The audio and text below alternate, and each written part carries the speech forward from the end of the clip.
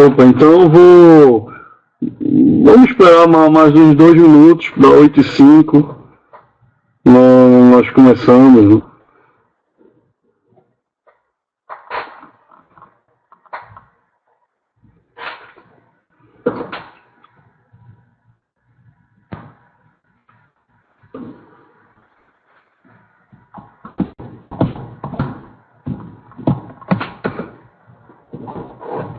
Então a gente vai, né? Eu tô também ao mesmo tempo moderando. Então durante a apresentação vocês podem fazer perguntas e tem até pouca gente, até para a gente parar e ver, né, com toda a pergunta e já, já responder na mesma hora, né?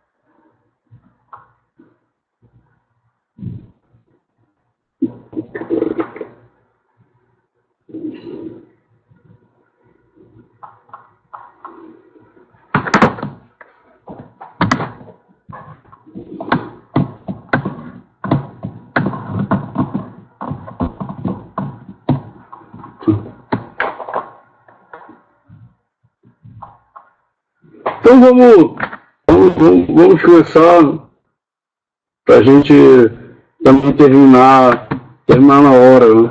Então, boa noite a todos, né? Meu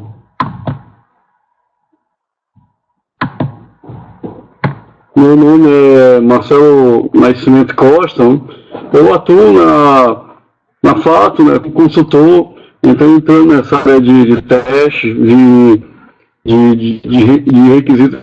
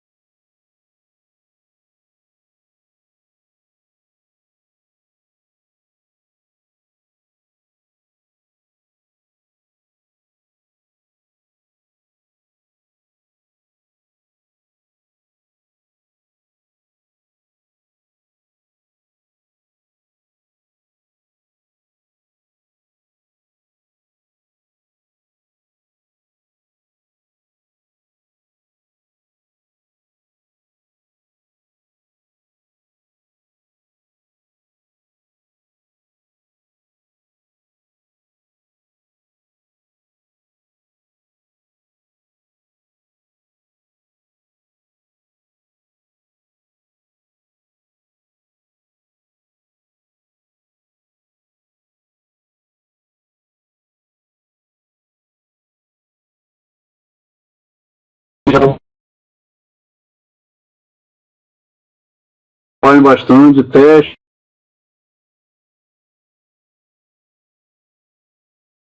automação de teste, como fosse um sub. Então o aceite está dentro da área de teste.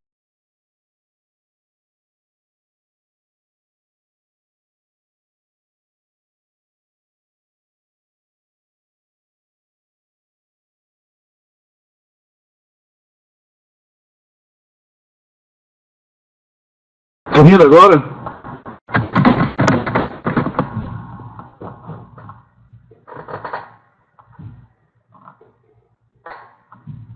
Ah, sim. Algumas alguma coisa, não mexi em nada aqui, teoricamente. Então, tem essa visão, tem uma formação profissional, e trabalha nas empresas, dando treinamentos de ponto de função, Cosmic, engenharia de requisitos, os dois que eu atuo aqui na aceite de software e o teste de software. A gente está fazendo um EAD, né, tá? Vai lançar um EAD de aceite de software, evidentemente, vão ser umas 20 horas só falando de aceite de ponta a ponta, né, de análise de negócio, aceite de inspeção, revisão, nas diversas metodologias. Tudo isso vai ser abordado pelo esse EAD, né?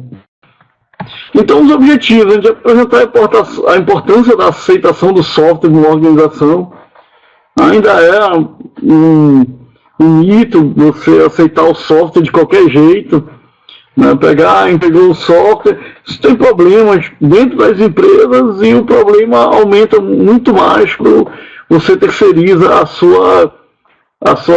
seu desenvolvimento de software. Então é um problema que afeta fortemente as empresas. Internamente também existem problemas por ser informal. Né? Estou na minha empresa, no meu departamento de TI, me entrega o software, o seu usuário, começa a usar, nem testa. Às vezes entra em produção, começa a usar e a homologação vira em produção. Né? Na verdade, eu homologo já em produção, vai subir em produção, você começa a usar e ver o que acha o sistema. Então isso é a pior prática. Né? É a pior prática para a área de TI, como fosse uma premissa fundamental, a gente nunca aceitar isso daí, nunca aceitar, nós como desenvolvedores, como testadores, nesses requisitos, na área de TI, não aceitar que às vezes o usuário impõe, coloca em produção, a gente vai testando, só que aí chega em produção, o impacto é muito maior, o custo é muito maior de ter feito, de um problema, e a área de TI fica, né, com a forma de que entrega tudo errado. No modelo de qualidade a gente vai passar muito rápido do MPS-BR. Nossa visão agora é ver essas abordagens, a revisão de software, que é uma visão estática, o teste de software, uma visão dinâmica, né? A gente vê a diferença da visão estática e dinâmica, e olhar um futuro já presente, né? Que é a automação do aceite de software. Ele pode ser automatizado, uma parte dele, e outra parte pode ser feito manual. Vou mostrar aqui no aceite como você consegue fazer uma integração. Foi a grande sacada da técnica do BDD, né, do Behavior Driven Development, e do ATDD, que é o conseguir integrar meus requisitos com a minha automação de teste. É o que eu acredito seja o futuro, não é o presente, mas virar realidade mesmo a curto prazo no aceite de software. Então a gente vai ver o porquê do aceite, o que é verificação e validação de software, ver revisão estática e dinâmica, a diferença, quais são as técnicas. A gente vai ver que as técnicas são antigas, porém desconhecidas, né? pouco utilizadas. Né? E ver o futuro, né? A automação do aceite de software. Então por quê? O principal, a gente vai conversar até muito na EAD, é implantar um projeto de TI e não atingir o objetivo de negócio previamente estabelecido. Eu queria um sistema para conseguir entregar ao meu usuário, clicar lá, comprar e entregar em 3 dias para ele. Mas o meu sistema está cheio de problemas, cheio de partes manuais, né? Funcionalidades ficaram manuais, imprime Excel para cá, imprime lista para lá, marca o que foi entregue, o que não foi entregue. Então, enfim, o objetivo de negócio não foi alcançado. Eu estou fazendo, minha empresa entregou o software, mas eu estou fazendo muitas coisas manuais ainda na minha empresa. Então, o meu aceite, eu quero ver se, antes de entrar em produção, se realmente eu conseguir fazer que o meu objetivo de negócio seja alcançado, se eu conseguir entregar e o meu software consegue ser útil para a empresa, atingir o processo de negócio que era esperado pela empresa. Então, porque tem um problema do aceite até hoje, de ser considerado uma atividade isolada no final do processo.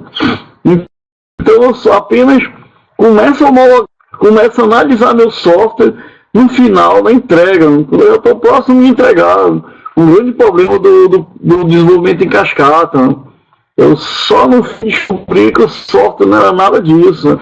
Então a ideia do aceite fundamental é você ir validando, homologando o sistema a cada entrega.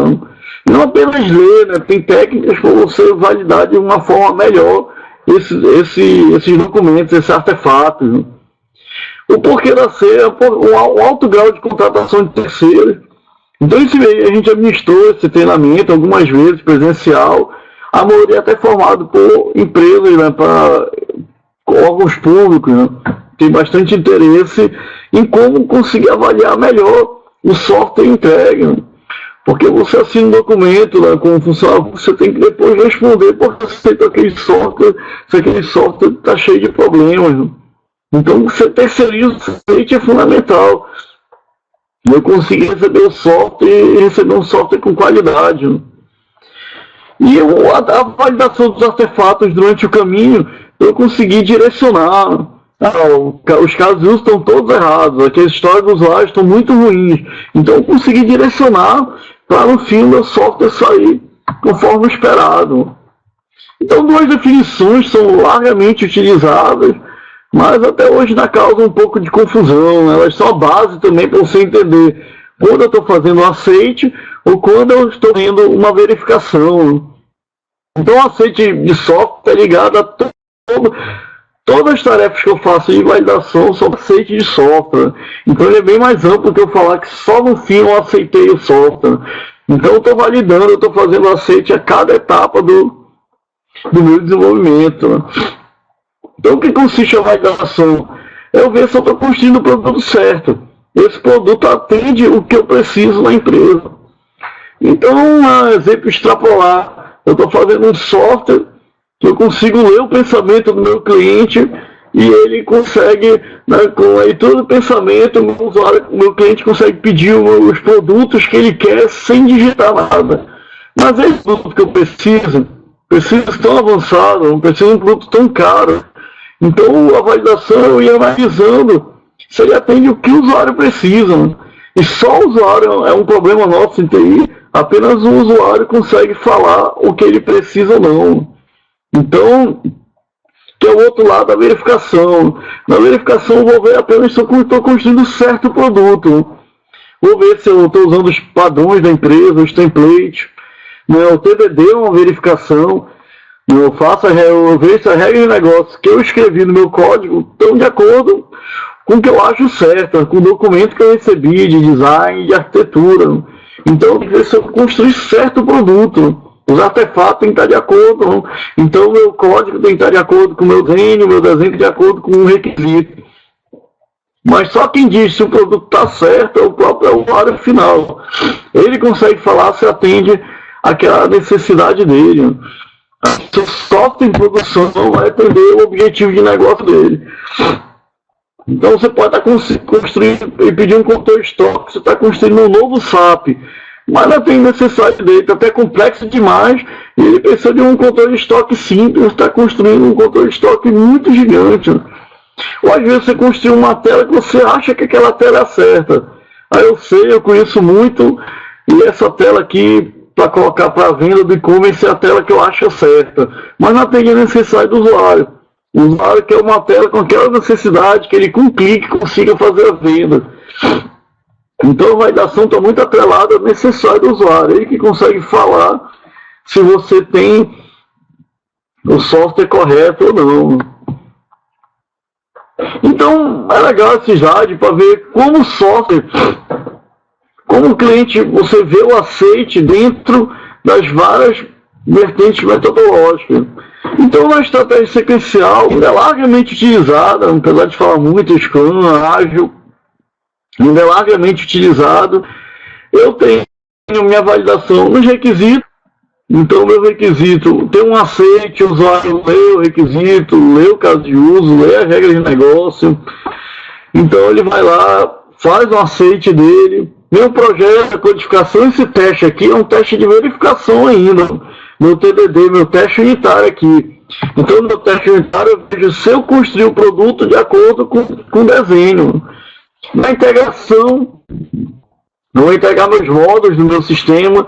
E no teste de sistema, lá no fim, é quando o usuário está homologando. Faço meu teste de carga, desempenho. E vou para o meu teste de homologação. nessa hora que o usuário volta a homologar.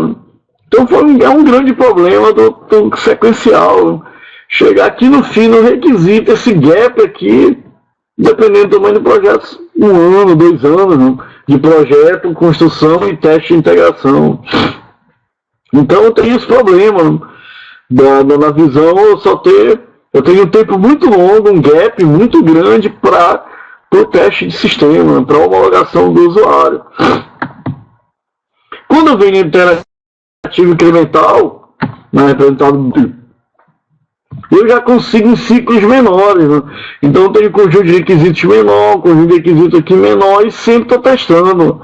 Ao final de cada iteração, eu estou executando esse teste de essa homologação. Né? Porque a ideia do interativo incremental, eu tenho no fim da iteração 2, nessa entrega, um software pronto para entrar em produção, né? Um software homologado, testado e homologado pelo usuário. Às vezes é uma decisão até da empresa, se entra ou não em produção, mas a ideia é ter um software pronto para entrar em produção. Então aqui eu já consigo homologar em ciclos menores, o gap é menor na homologação. Mas se a gente olhar também todas as metodologias, olhar aqui o Scrum. Então o Scrum, qual é a ideia desse ciclo, desse sprint? Né? Nesse time box, né, que é a marca do tempo do sprint, do Scrum, eu tenho 30 dias para homologar pelo usuário. Né? Quando eu saio do sprint, eu já saio com a funcionalidade homologada pelo usuário. Então, muitas empresas têm problema. Nos 30 dias, ela tem que organizar de forma que, quando finalizar o penúltimo dia, já tem que estar homologado. Já tem que estar homologada aquelas tarefas, né, do sprint backlog. Então, todas elas têm que estar homologadas aqui na saída.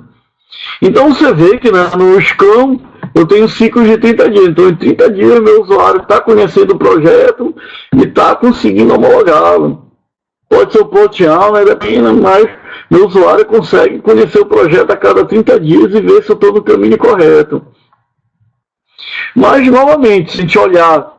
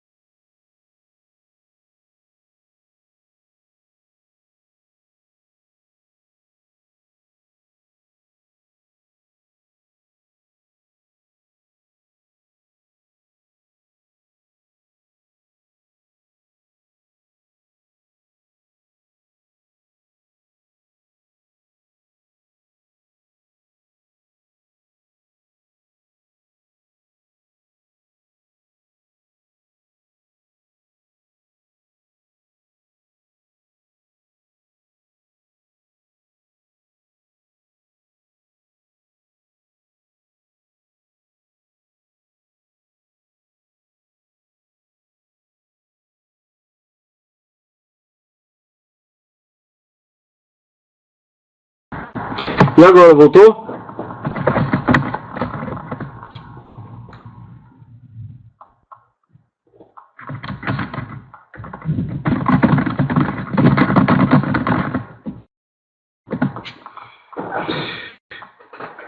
Então, na verificação eu faço minhas revisões. Né? O que é uma revisão estática? Faz um peer review. Eu fiz eu fiz um desenho da arquitetura e alguém faz uma revisão daquele documento. Eu escrevi um caso de uso, meu mestre de requisitos analisa meu caso de uso.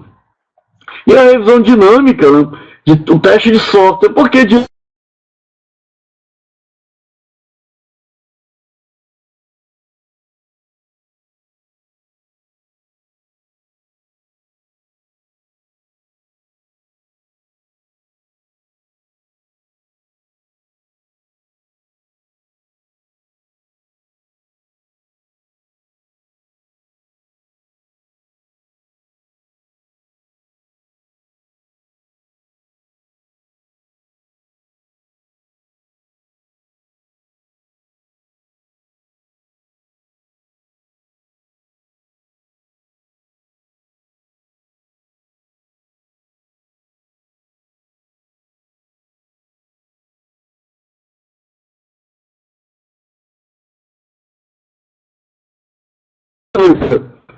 Pediram significativamente a qualidade e estabilidade dos projetos.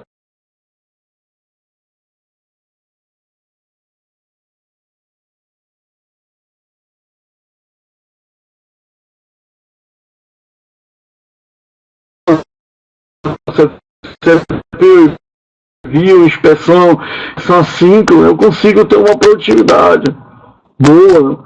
Então, qualidade melhora a produtividade. Né? É uma coisa estranha, às vezes, em treinamento, em processo de software. Tem muitas técnicas de verificação e atrasar meu trabalho e tudo. É uma questão, né? Uma frase com qualidade. Entregar certo da primeira vez, eu vou ter uma equipe de desenvolvimento. O que acontece? Às vezes você entrega de qualquer jeito. E cheio de empresa, eu tenho 5 desenvolvedores e 7, 8 pessoas numa equipe de manutenção. Aquele projeto é produção, então tem algum problema. A minha qualidade diminui, porque em vez de ter pessoas desenvolvendo, eu tenho pessoas executando a manutenção do sistema. Então, prever defeitos é melhor, muito mais barato. Acho que todo mundo aqui está no mercado e sabe, né, que é muito mais caro quando já está em produção. Até para sua imagem, né, na empresa, dentro do, se você como fornecedor para o seu cliente. E uma métrica que é antiga, né, que um produto é 100 vezes mais caro para corrigir quando ele está em produção. E às vezes você nem sabe medir isso daí, a sua imagem, não, você nem sabe. Uma empresa, um banco que coloca um sistema de produção com problema na conta corrente, a imagem deles são milhares, milhões de correntistas. Então, às vezes, você nem consegue mensurar quanto é mais caro um software com problema em produção. Então, o que é uma revisão? Uma revisão é uma técnica, um processo. Para ler um artefato, eu vou ler, analisar e garantir que ele cumpra a especificação e atende a necessidade do usuário. Então, eu vou fazer essa análise. Se o usuário estiver fazendo essa revisão, o usuário está vendo as histórias do usuário, as regras de negócio, o usuário está testando o sistema, então são validações. Então, o usuário está fazendo uma revisão, então ele está fazendo uma análise desse sistema. Nesse caso, a revisão especificamente é uma análise estática do artefato. Então ele está lendo o caso de uso, está lendo o cronograma, está analisando o cronograma, então tudo isso está fazendo uma revisão estática, tudo que eu entrego e o usuário analisa é uma validação daquele sistema, seja estática, né? E no caso da revisão de software é uma análise estática. E é que eu posso aplicar em qualquer artefato. Então, a história do usuário, um modelo de caso de uso, um modelo de dados, ele está fazendo uma validação do sistema, então tudo que eu gero, né? O protótipo de telas, o usuário preocupado com, né, o UX, né, com a experiência do usuário. Então, você está validando as telas, os protótipos de tela, a arquitetura da informação, ele está fazendo uma verificação, ele está fazendo uma avaliação do sistema. Né? Um protótipo, se eu tiver um protótipo estático, estou fazendo uma verificação estática, uma validação estática. Se eu estiver analisando a tela já, como a tela se comporta, um protótipo de tela já tem uma validação dinâmica do sistema. Então tem dois tipos de revisões principalmente, né? A inspeção de software, as inspeções de software e o walkthrough. Então o que é uma inspeção? Uma inspeção é uma análise compartilhada do documento. Então o que é uma inspeção? A gente vai depois até explicar mais na frente, né? Então ela vem sendo utilizada há muito tempo. Então, o documento, o peer review normalmente é uma análise feita em pares, né? A inspeção já é uma análise que eu faço com muito mais gente envolvida. Então, eu posso ver o que ela me fornece. Monitora a qualidade e progresso. Eu vou analisar 50 casos de uso e o meu usuário levanta 100 defeitos numa inspeção. Então, eu tenho algum problema, estou com 2 defeitos por caso de uso, é muito, é pouco, depende da gravidade, né? Ele está vendo muita regra de negócio com problema. Então o gerente de projeto já gera um alerta. Né? O usuário encontrou 100 defeitos nos casos de uso. Eu tenho algum problema no desenvolvimento do meu sistema. As regras de negócio não estão bem definidas. Né? Eu evito propagar, eu sou consigo, né, evitar os problemas lá no início, os defeitos do meu sistema, eu evito a minha manutenção problemática. Né? E o custo dela também é barato. Né? A grande vantagem da inspeção é aquele ponto, né? Se eu tiver emoção, vai custar 100 vezes mais se eu tiver um problema resolvido ainda na fase de requisito. Então, o que acontece? Eu não preciso de uma ferramenta sofisticada. Eu leio o documento, eu faço o documento, eu vou ler o documento. O máximo que eu vou explicar para o usuário é como ler o caso de uso, como ler o modelo de dados, ler um diagrama de classes do domínio. Então isso aí que eu tenho que explicar para ele, mas não precisa de ferramentas de grupo, ferramentas caras, instalar banco, nada disso, é leitura de documento apenas. Só que tem um custo no final. Né? Eu tenho uma expressão, pode acrescentar de 5 a 10% no custo final do meu software. Realmente, só que aí é o ganho, né? É o ganho para ter menos defeitos em produção. A gente vai até olhar aqui nesse gráfico. Né? Então, um gráfico antigo, até por curiosidade, essas técnicas praticamente todas foram levantadas pela NASA. Eles investem muito tempo em revisão, até óbvio, né, os projetos deles são bilionários, né, em bilhões de dólares. Um defeito deles pode levar a explodir uma espaçonave, já tiveram casos, né, de explosão de espaçonave, então eles investem bastante nessas técnicas, né, praticamente todas as técnicas de expansão, revisão, de artefatos de software, testes também, técnicas de testes foram desenvolvidas por eles. Né.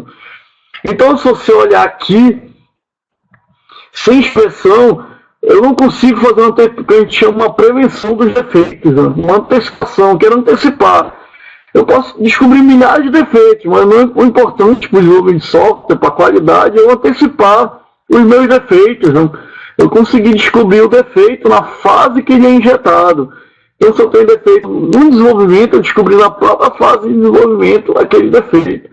Então, se você olhar sem inspeção, começa a vir muito defeito ainda de projeto. Em vermelho, os defeitos de projeto vão passando para outras fases.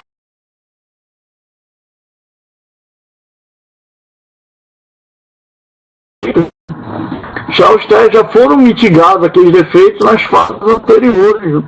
Então, quando chega um teste de sistema, eu já descubro menos problemas de código. Os defeitos de código foram descobertos um teste de unidade. Chega um teste de sistema, quase não tem mais defeito de teste de projeto e menos ainda de requisito. E quando entra em uso, a quantidade é menor ainda de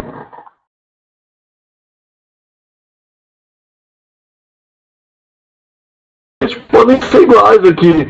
Mas o que eu quero é trazer esses defeitos para eu descobrir antes. Quanto mais cedo eu descobrir meu defeito, mais barato sai a correção. Então, quem conhece na prática sabe que é muito mais barato eu corrigir uma história do usuário, 100 histórias do usuário, do que eu chegar e eu ter 100 defeitos em produção grave, né? 100 regras de negócio com problema. Então, esse é o ponto principal do aceite de software, da antecipação. E olhando aqui as técnicas de instalação, então, como ela funciona?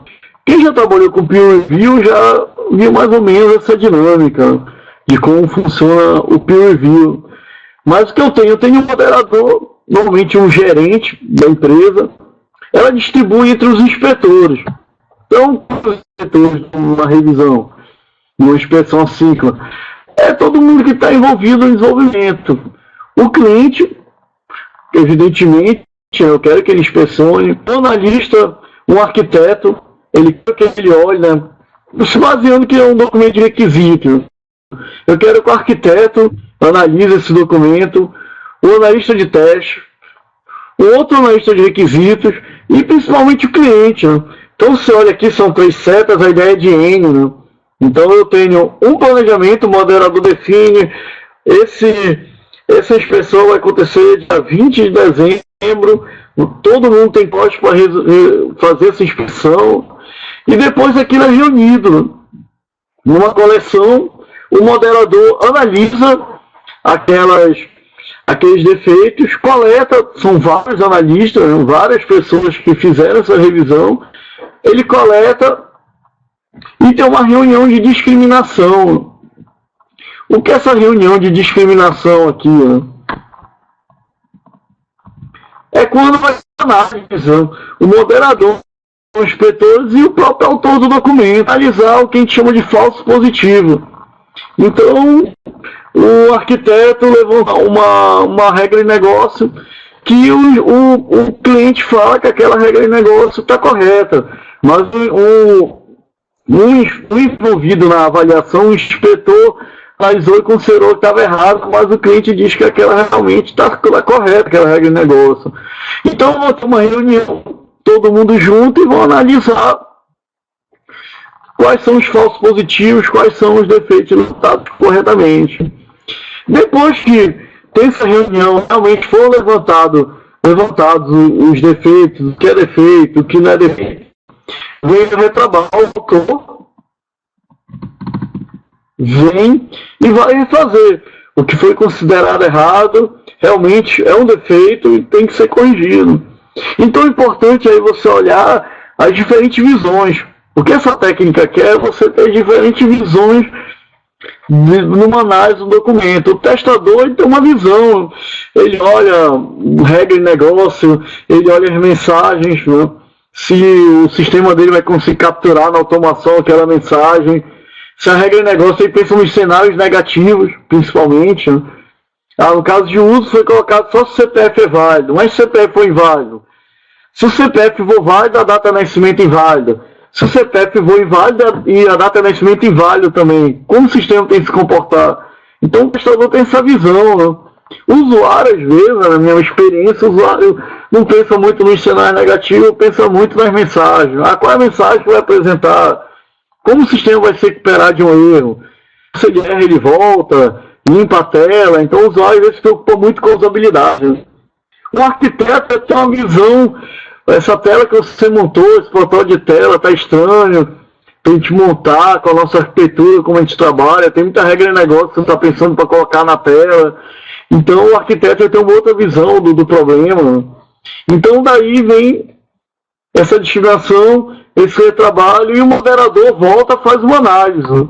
Aqui o moderador ele vai analisar, foi feito tudo corretamente, o corrigiu, ainda tem problemas, então pode ser decidido começar mais um ciclo para começar o planejamento, começar de novo a detecção. A diferença existe assíncrona e assíncrona. Assíncrona fica todo mundo numa sala levantando os defeitos naquela hora.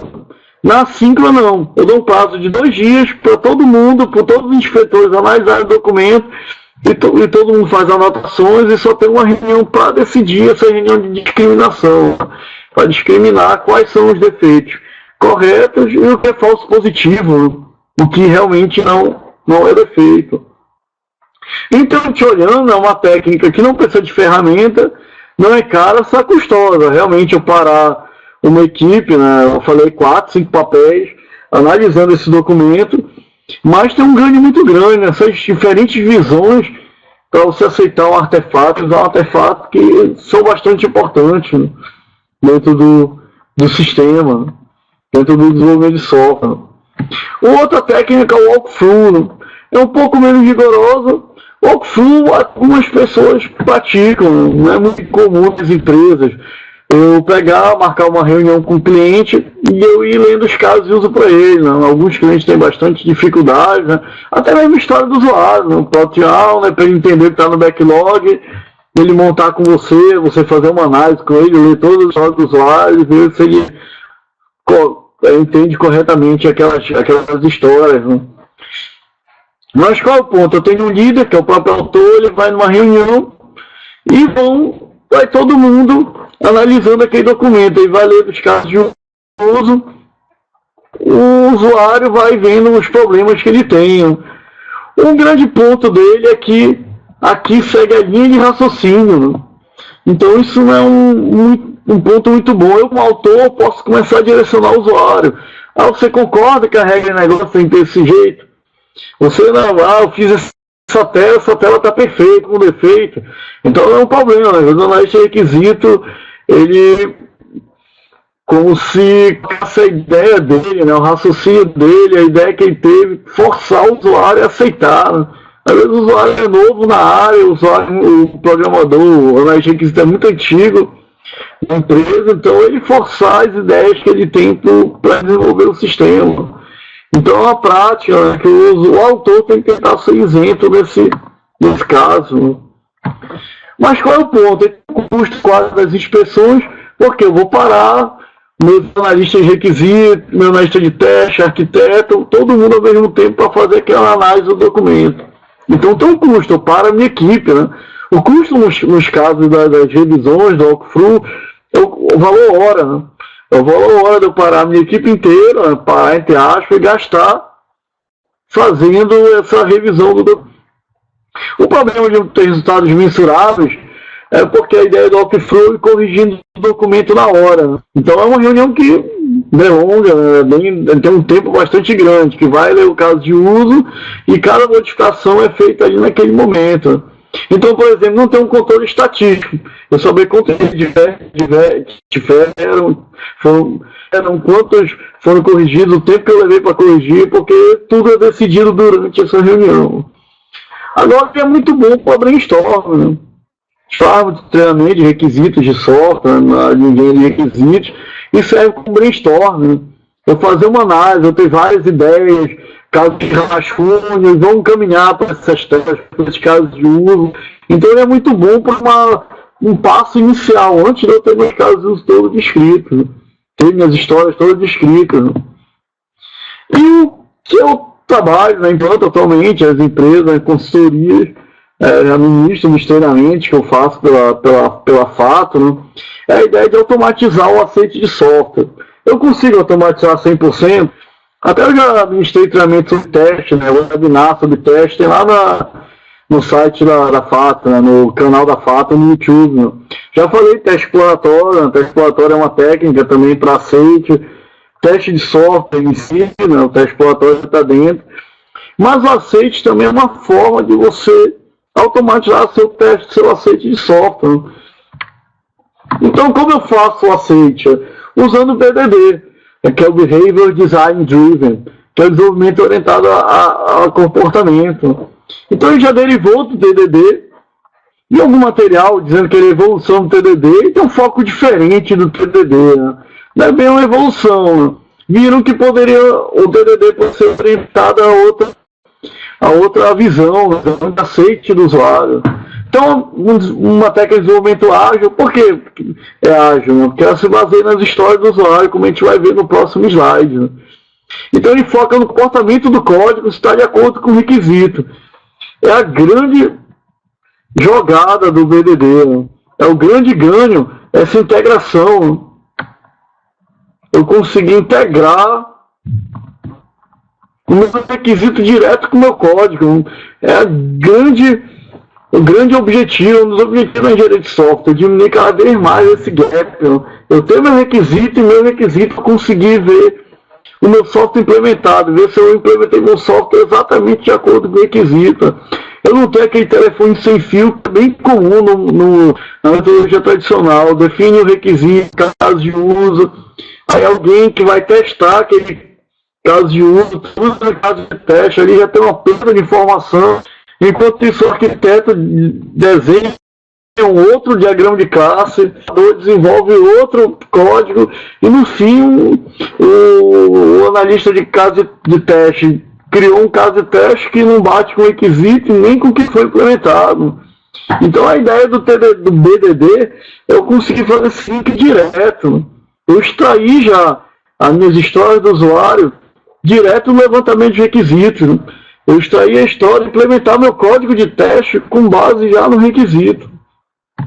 E qual a ideia? É melhorar essa comunicação, é juntar. Né? Eu tenho até uns slides no teste exploratório que fala, o Google, Microsoft, ele não tem mais equipe de desenvolvimento de teste.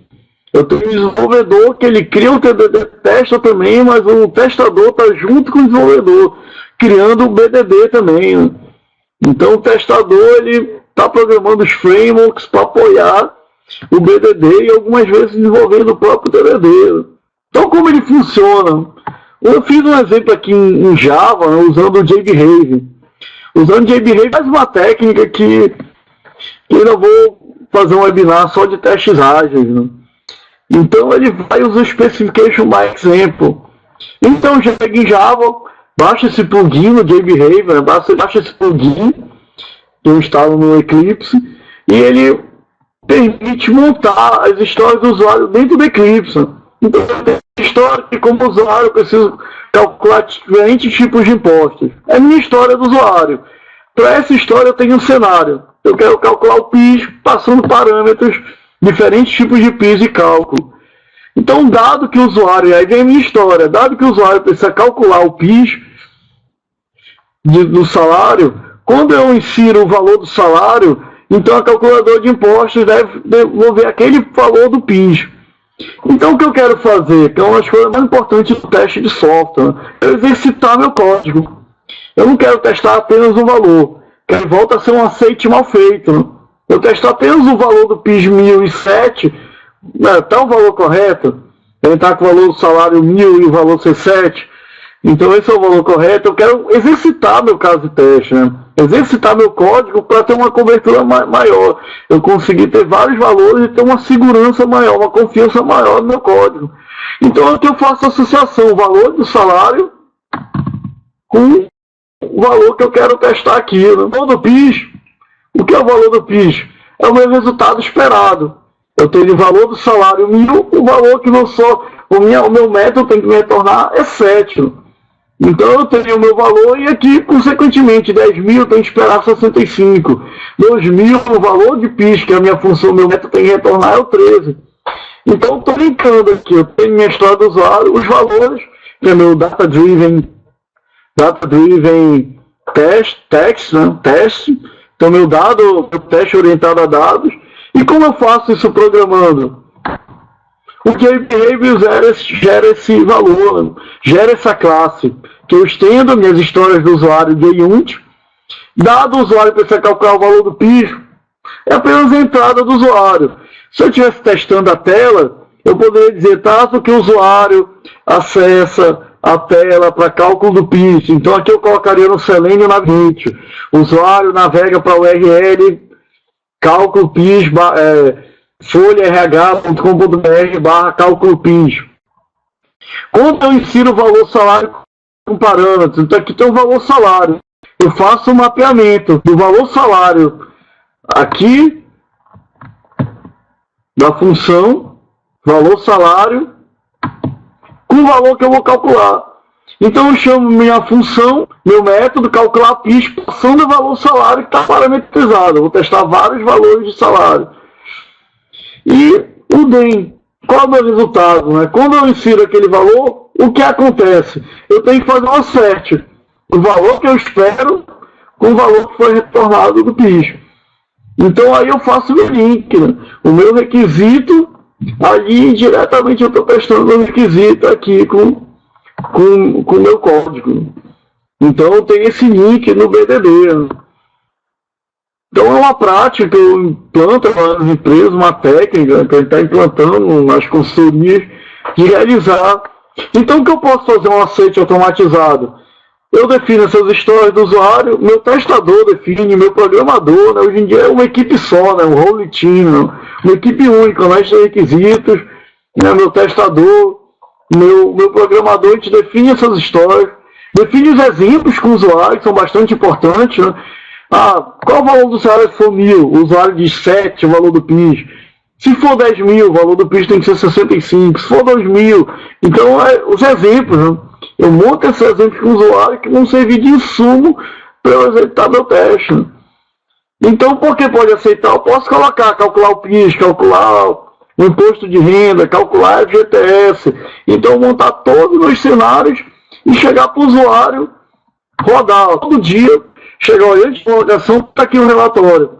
Está funcionando, porque eu não tenho muito tempo para mostrar, né? Mas aí gera um relatório de todos os valores que eu inseri, o valor obtido, valor inserido, valor obtido, e dizer para o usuário, eu rodei esses testes e todos os valores estão corretos. Claro, o usuário pode ir lá e inserir os valores dele, que entra num teste exploratório. Ele pegar, não, mas eu também quero pegar cada história do usuário e testar. Mas eu já garanto uma automatização do aceite.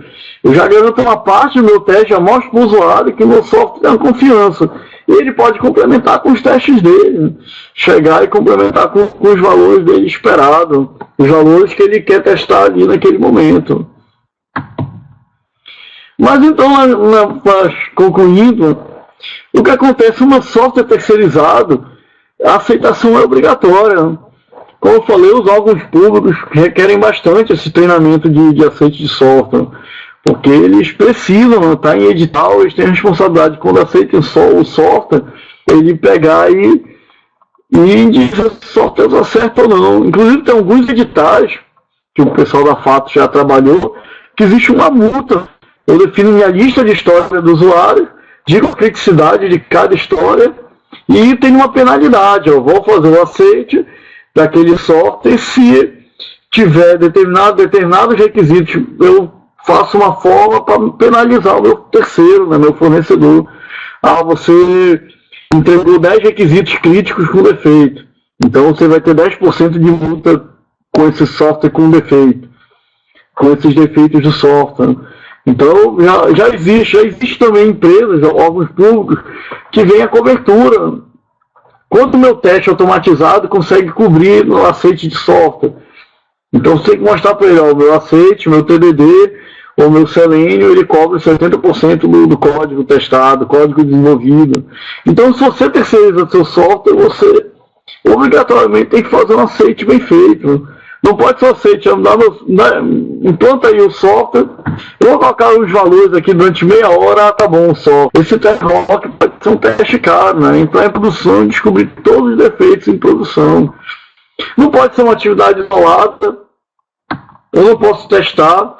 A automação de teste tem essa grande vantagem. Eu posso automatizando as telas conforme elas vão ficando prontas.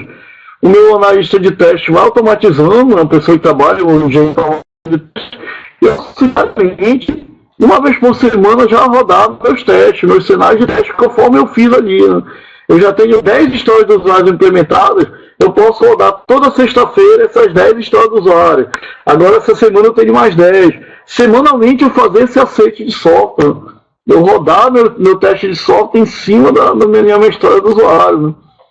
Esse é o futuro. Em outros países, nos Estados Unidos, né, foca muito em testes, já é realidade, né? Esse DDD aqui no Brasil, quem está tentando implementar ainda. Né? E automatizar também, como eu estou falando, o teste de regressão é imprescindível ser automatizado. Antes de entrar em produção, eu pegar todos os meus testes, rodar com Selenium, com BDD, fazer uma bateria de teste, meu software só entra em produção se eu tiver todo o meu software rodando corretamente. Meu relatório de teste sair lá no Selenium, seja no CodeUI da Microsoft, que todos os meus testes estão funcionando. Então, essa é a ideia do aceite de software, ser uma prática difundida, né? Ser uma prática que não seja de rock. Tem várias técnicas, eu mostrei algumas, agora tem algumas, tem a técnica agora associada do BDD, associado direto ao requisito, né? Código de teste associado à minha história do usuário, que garante cada vez uma assertividade maior no meu teste. No meu teste de aceite de software. Então a gente fecha, né? Abrir para perguntas, se tiver alguma pergunta, alguma dúvida, até debater, né? Se você quer debater, como é que eu discuto algum assunto com vocês.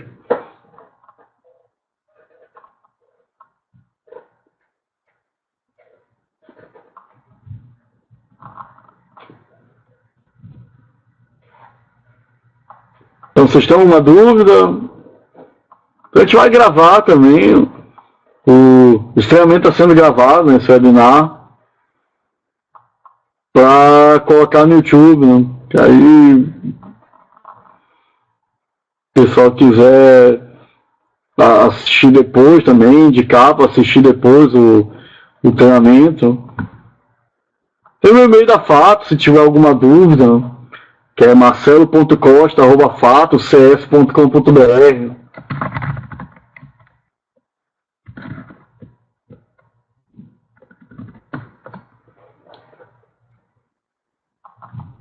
esse é um grande problema, né? Outro dia eu fui gerente de projeto de uma empresa, né, antes de trabalhar mais com a Fato, e a usuária... Agora tá melhor?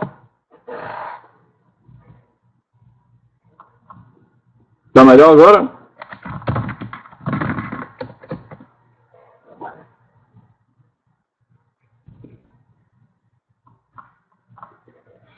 Então, isso, Diego, é um ponto importante, né? Eu era gerente de projeto, só que eu peguei, já fui os... Vai estar disponível no YouTube a apresentação com texto, né? Vai estar completo lá no YouTube, o vídeo. Então isso é um ponto, né? Eu peguei o projeto já com 1 ano e pouco, mas já peguei a manutenção do projeto. E a usuária estava desde o início. E ela deixou passar uns 100 bugs. Quando eu peguei já uma planilha, com aquelas planilhas de bugs que deu até medo, né? Causa um terror na vida de um gerente de projeto. Com 10 abas, 20 bugs em cada aba. E depois ela começou a falar, isso está todo bugado, o software. Eu falei, pô, você não homologou? Agora está melhor? Você não homologou o software? Eu homologuei, mas tinham bugs. Eu disse, mas não processa. Ela não era de TI, né? Usuária da área de segurança, de trabalho. Né? Você deveria, quando homologar um software, tem bug, você tem que parar. Você, como usuário, você tem que parar. Você não podia aceitar em produção. Entrar em produção, mas eu deixei, na hora foi passando, eu fui deixando, aí eu disse, o problema foi seu. Né? Um processo de homologação, você não pode deixar passar os bugs. Né? Você tem que, antes de entrar em produção, é um negócio do custo. Né? Isso da fatura, ela não pode faturar antes antes de ter todos os bugs. Né? Aí tem também o bom senso, né? Que até tem nos editais. Você tem que ter uma margem. Não pode entrar em produção, não vou faturar enquanto tiver bug crítico. Enquanto na minha homologação tiver bug stopper, enquanto tiver bug stopper, não entra em produção. Aí eu deixo bugs médios, cosméticos. Né? E também não pode, é o que eu falei para você, né? Entrar em produção, vai passar a fase de homologação, é um tiro no pé muito grande. Né? Você subir em produção e testa em produção. Começa a testar aí que já está em produção. Esse é o maior tiro no pé que tem em TI. Né? Você não pode deixar passar. Eu sei que tem acordo comercial, né? Eu sou do mercado, né? Aqui da Veiga de Almeida. Atuo muito divido meio a meio minha carga. Né? Mas no mercado corporativo é difícil você falar para não entrar em produção. Mas é usuário, aí tem o bom senso, como eu falei, tem contrato isso. Isso é importante estar em contrato. As empresas públicas agora estão aprendendo. Isso está em contrato que não entra em produção se não tiver homologado, se não tiver 70% da cobertura de casos de teste, de automação de testes. E se tiver bugs críticos, até determinada fase tem uma penalidade. Né? Você diz, cada bug crítico tem uma forma lá, quantidade de requisitos, com peso. Exatamente. Hoje um cliente meu quer terceirizar, né, o desenvolvimento dele num portal. Eu falei, vamos pegar um edital, tipo um edital, montar e ter esses critérios de aceite. Né? Você tem que seguir o contrato, você tem que ter o contrato, né? Ter esse critério de aceite. É o mais importante das empresas, né? Ter um contrato e você tem, quem vai ser critério de aceite? Vão ser os casos de uso, vão ser os casos de uso. Meu critério de aceite são os meus casos de teste derivados, então vou montar meus casos de teste em época de contrato.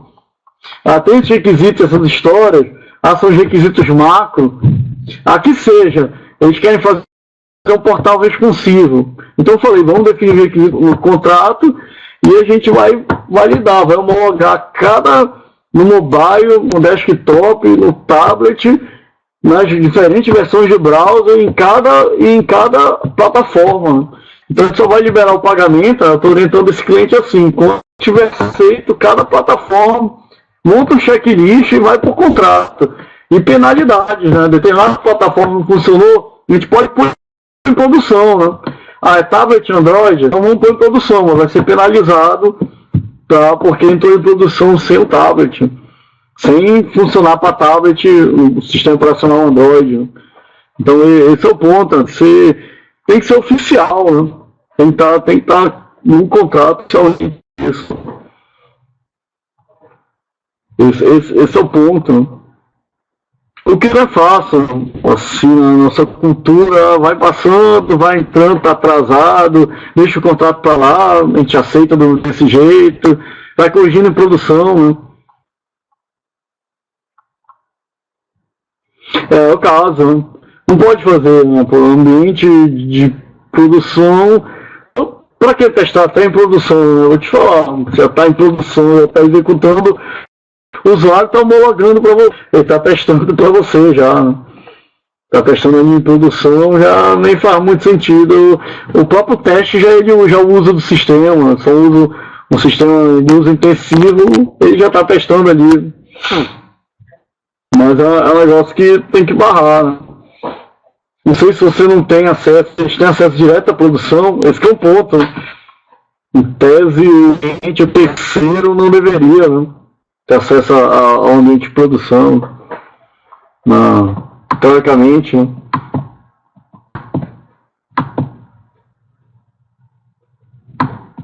Mas, vocês...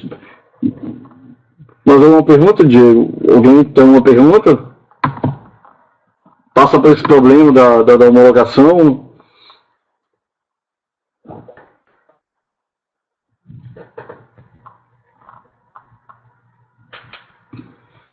Antes de encerrar aqui, né, o e-mail, acho que eu escrevi aqui um e-mail. Né? A apresentação vai estar lá, o material, né, tá no canal da Fato. Né?